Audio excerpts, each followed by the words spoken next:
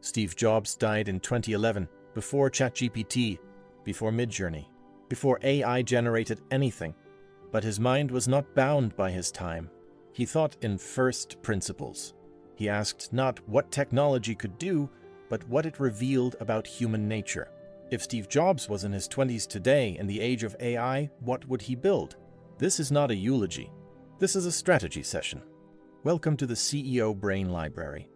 Jobs did not invent the graphical user interface. He saw it at Xerox PARC and realized it was the future. He did not invent the smartphone. He saw multi-touch and built the iPhone. He was not an inventor. He was a curator. He looked at existing technology and asked one question. Where is the soul missing? Today, everyone asks how to automate. Jobs would ask how to humanize. He would race to find where AI cannot go. Intuition, taste, empathy. The irrational spark that makes something beautiful. That is the Jobsian lens. It changes everything. Thousands of AI startups, chatbots, image generators, workflow automators, most are the same. Jobs would ignore almost all of them. He did not care about technology. He cared about the intersection of technology and the humanities. He would not ask what AI can do. He would ask what people need that they do not know how to ask for. He would not build an AI company. He would build a company that uses AI to make something feel magical. So what? The market is flooded with AI features. Winners will not have the most intelligence. They will have the most taste. AI is ugly. Chatbots have no personality. Voice agents sound robotic. Jobs would be furious. People do not buy products. They buy feelings. The iPhone felt like the future because of the glass, the weight, the click. AI has no physical form. That is its weakness and its opportunity. Jobs would design AI that felt human. He would hire poets to write chatbot responses, musicians to design notification sounds. So what? If your AI product does not make someone feel something, you have built a commodity. Commodities compete on price. That is a race to zero. Jobs was famously secretive.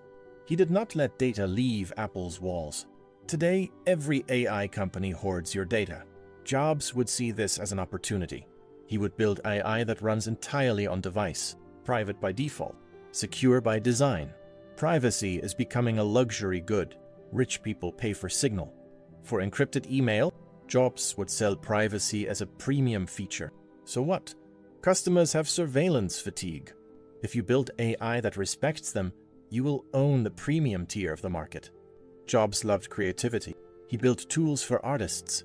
The Mac, Final Cut, Logic Pro, not tools for accountants.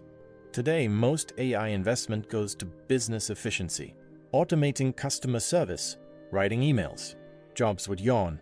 He would apply AI to creative bottlenecks. An AI that helps a director storyboard a film.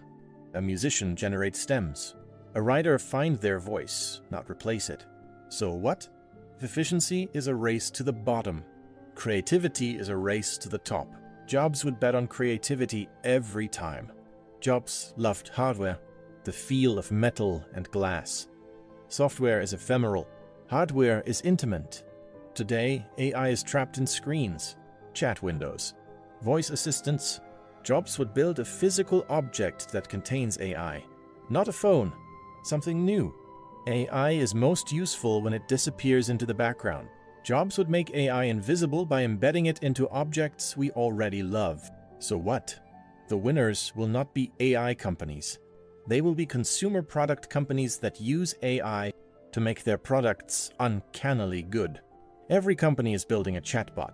Customer support, sales, therapy. Jobs would see this as a trap. Chatbots are reactive. They wait for you to ask. Jobs preferred products that anticipated needs. The iPhone did not ask what you wanted.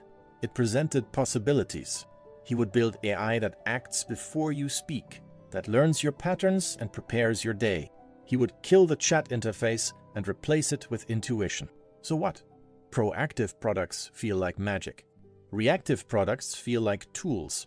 Magic sells at a premium. Jobs started Apple in a garage. He kept the team tiny for years. A small group of brilliant people can outthink an army of average ones. Today, AI companies raise billions before product market fit. They hire hundreds. Jobs would do the opposite. He would use AI to amplify a small team. AI is the ultimate leverage tool. One designer with AI can do the work of 10. One writer with AI can produce the output of a newsroom. So what? You do not need 100 people. You need taste, focus, and a willingness to ignore the hype. So what would Steve Jobs do in the age of AI? He would ignore most of what you see. He would not build a chatbot. He would not harvest your data. He would not race to automate every human skill. He would look for the soul. Where technology feels cold, make it warm. Where it feels complicated, make it simple. Where it feels artificial, make it feel human. He would build products that disappear, that anticipate, that respect privacy.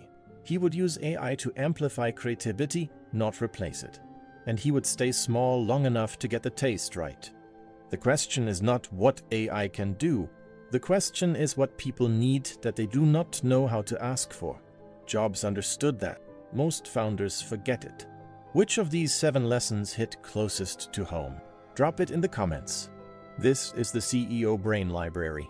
Subscribe. Keep thinking different.